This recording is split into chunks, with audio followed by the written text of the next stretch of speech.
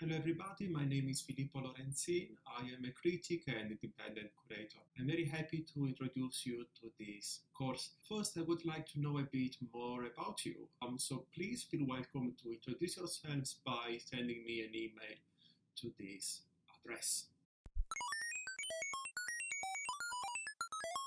We will explore why artists have been using social media to make and share art and how this practice is placed within a broader art history framework. Social media seem to be the perfect platforms to make and share art.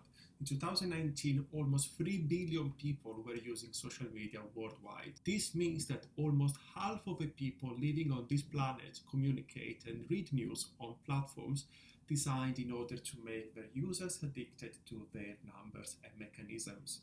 Of course, because of the current time, social media plays an even more central role in our lives. In March, when the lockdown was just starting to be put in place in the UK, it was estimated that total internet hits had surged by 70%, while the traffic on Facebook rose by 27%. This means that the number of likes, retweets, and followers that would have stressed users only when they had enough time to take a look, to check their phones while doing something else, now are way more present in their lives. What better time to look at what artists do online then?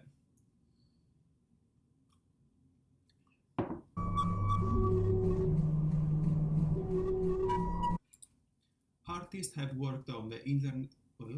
Artists have worked on the internet since the 90s, more often than not developing projects that exploit the mechanisms of marketing-driven platforms to disrupt the way they are designed to be used by users. A good example of this is the Demetricator by artist Ben Grosser, a free plugin that removes all the metrics from Facebook, Instagram, and Twitter. So, for example, 29 billion tweets under a trending hashtag become simply tweets. Through changes like this, the Metricator lets us try out Twitter without numbers to see what happens when we can no longer judge ourselves and others in metric terms. With this work, the artists aim to disrupt the obsession with social media metrics, to reveal how they guide our behavior, and to ask who most benefits from a system that quantifies our public interactions and judgment. This is a work that not only takes place online, but requires our interaction and agency. It challenges our way to experience reality in such a way that no works on display in a museum or gallery will never match. This course will cover what makes a project like this a work of art by addressing the developments in art history and theory that since the Dada movement changed the role played by art and artists in our daily life. It will be a long journey, of course, so please feel free to write me whenever you have a question or want to comment. Media is used to indicate something that is in between. In fact, media comes from the Latin plural of medium. For example, the Latin in media res means into the middle of things. In contemporary language, media or media is broadly understood as one of the means or channels of general communication in society, as newspapers, radio, television, or the internet. Knowing this, let's step up the game and see what new media means. It commonly refers to content available on demand through the internet, accessible on any digital device, usually containing interactive user feedback and creative participation. It's a term born in the 50s within the media studies field and should exclude any media that is not digital or algorithmic. The question then is, what does digital actually mean? The history of new media art is often about this need to define what new means in the context of art and how this novelty changes the way we make and enjoy art. If conservative art history understands this field as mostly regarding blips and blobs, critics, artists, and outsiders challenged these limits for many years. Labels can be helpful when we need a simple term to define many different works and practices, but in this course I will look at social media art and new media art from a post-media approach.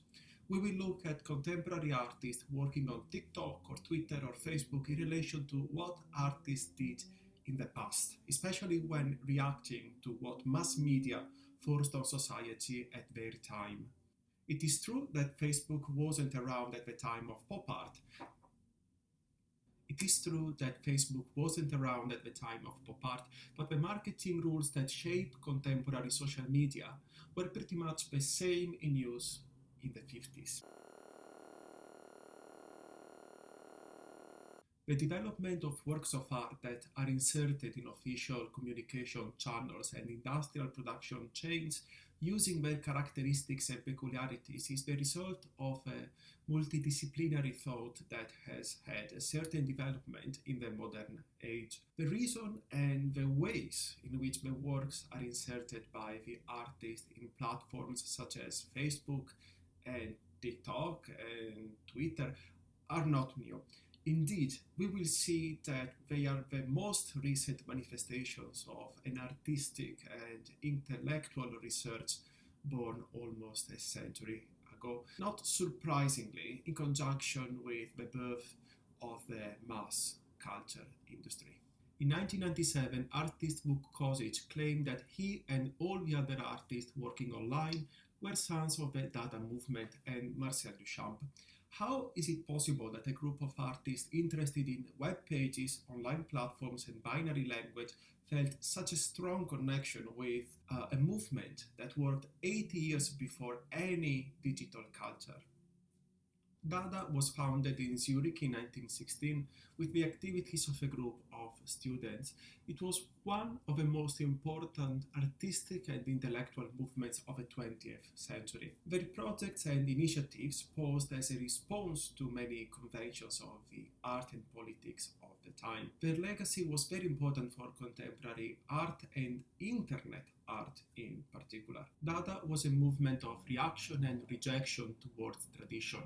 The core group of the movement was international in a historical moment when nationalisms and regional prides were exasperated and promoted by who was in power. Furthermore, one of Dada's characteristics was the lack of a rigidly established organization, beyond, of course, the obvious importance played by the founder Tristan Tzara. The personalities who were involved in the initiatives of the movement were many, linked together by the affinity of the research and almost never placed in an inflexible framework of official representation. Many of the Dada projects were staged at the Cabaret Voltaire, an experimentation space founded by the theatre director Hugo Ball in February 1916. The members of the movement created shows that constructed the conventional languages of poetry, of music, and art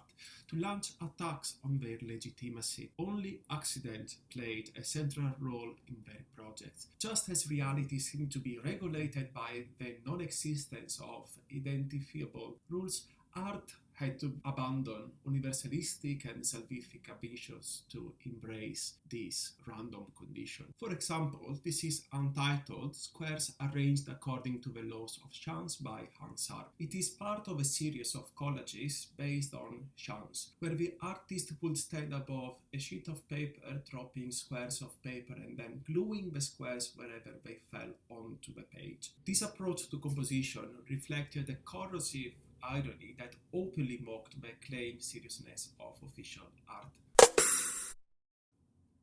The interest in making up some rules and letting the chance play with it influenced also the first figures interested in digital art. This is 4 computer-generated random patterns by Michael Knoll. Knoll was a researcher with no prior education in art that experimented with what computers could produce in terms of pictures and patterns. styles. His works will be mentioned and discussed in the next lessons, but please, please, please take the time to find out more info about him if you want to do it. If in the early 20th century traditional art was nationalist and had to be sought in academies and museums, the new Dadaist art no longer had a place to be observed ecstatically. If there was no longer a context intended to frame and legitimize art, what resulted was a loss of its specificity and its consequent liberation in the world, returning to inhabit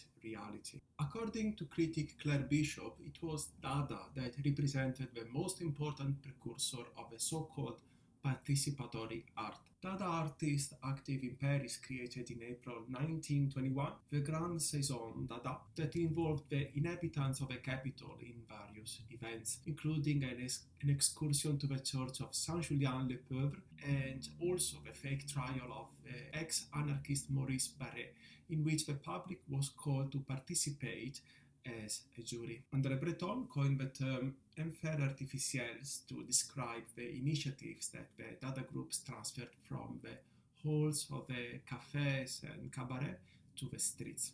It was the Dada movement that coined the category of a so-called anti-art to define the works they created in those years. Many of their initiatives were born as oppositions. If the bourgeois work of art was intended to be purchased by collectors and patrons, the anti-Dada artwork was created in such a way as to escape the laws of the capitalist market. If the work of art was to be the distillate of a universal message, the anti-work was regulated by entropic dynamics, not controlled by the artist. If the bourgeois artist was the genius who expressed himself through his art, the anti-artist refused authorship and embraced the collectivization of intellectual activity. A non-work of art could not be created with refined materials, as precious as symbols of values proper to traditional power and artistic institutions. Artist Kurt Schwitters described the mood at the time. In the war, things were in terrible turmoil. What I had learned at the academy was of no use to me. Everything had broken down and new things had to be made out of the fragments. He made works like Merz Picture 46A, the Skittle picture. The word Merz, which Schwitters used to describe his art practice as well as his individual pieces, is a nonsensical word that he took from the word commerce. In his Merz pictures, he arranged found objects in simple compositions that transformed trash into works of art. Similar to this, the first ready-made works were sculptural works created with objects selected and modified by the artist. This action tended then, as nowadays, to destabilize almost all the parameters that define the work of art as such in official circles, such as the fetish for the artist's craftsmanship. Dada's research emphasized that the artist had to work within a context in which industry-made products created without qualitative differences were becoming more and more common in daily life. In this context, the manufactured object is a good for only few. Marcel Duchamp was the first artist to use a ready-made, and his urinal is one of the most important works of art history. There is a little manipulation of the urinal by the artist other than to turn it upside down and to sign it with a fictitious name. With the title Fontaine, Duchamp referenced both the purpose of the urinal as well as fountains designed by Renaissance and Baroque artists. As you see, the artist of the ready-made almost completely abandons the artisan's ambitions to become a sort of director, a driving force that fits into the industrial assembly line that use materials produced specifically to not have identifying qualities. This is also a rehabilitation. The object rejected by the artwork is touched by the artist's aura. It becomes finally significant. The artist hides his craftsmanship and underlines what remains of the creative practice. He conceives the work, selects the material with which to make it, and finally manipulates it. This zero degree of a creative process invites us to pay more attention to the concept rather than its formalization. This is a very important step for the history of new media art. Industrial objects started to be used to make high art, and the artist is the one who chooses the materials he wants. This is something we will find even a century later when we will talk about artists using social media. For example, Cory Arcangel edited and shared a video of cats playing the piano on YouTube in 2009. Is it art? Absolutely yes, but wait for the next lessons to find out why. To go back to Dada, Bicycle Wheel by Marcel Duchamp consists of a bicycle fork with a wheel mounted upside down on a wooden stool. Now, it is clear that this work cannot exist without its materiality, its forms, but it is also true that that specific stool, that particular fork, and that same wheel are not fundamental for the manifestation of the work itself. That is, they could be replaced by any other stool, fork and wheel without the work force being affected. The interchangeability of the materials used in the work of art is another great novelty introduced with ready-mades, which follows parallel what was already happening in the industrial sector. Serial production, which we will discuss in greater detail in the next lesson dedicated to Walter Benjamin, ensures that each element, as in an assembly line, can be replaced by another equal without losing specific qualities. In short, when the object remains without its own qualitative connotation, what remains is the idea, the concept that defines it as a work of art. The ready-mades by Duchamp are not only about the world of art, but also, and maybe foremost, how mass production affected the daily life of everyone, art critics or not. The loss of specific qualities of the object certainly concerns art and its market, but it extends to touch the very structure of society based on this kind of production. The interchangeability of the objects that make up the ready-made reflects that of the individual who lives in a bourgeois context. He is the same as many others, educated so that he can be replaced without perceiving any quality losses. Duchamp's choice to use neutral objects highlights this dynamic, of course. If bourgeois art aspires to uniqueness for both historical and economical reasons, seriality represents its perfect antagonist. The use of these materials in the context of art is therefore very provocative and coherent. Duchamp brings industrial logic to its most extreme consequences in a context that of bourgeois art, which is the antithesis and which at the same time could not exist without it as a producer of uniqueness. This is all for today. Thanks for joining me. If you have any questions, please feel welcome to send me an email. And of course, please remember to share some info about yourself and why you attend this course. So, I can ensure the contents I will cover in the following weeks will be relevant to you as much as possible. Alla prossima. Ciao ciao.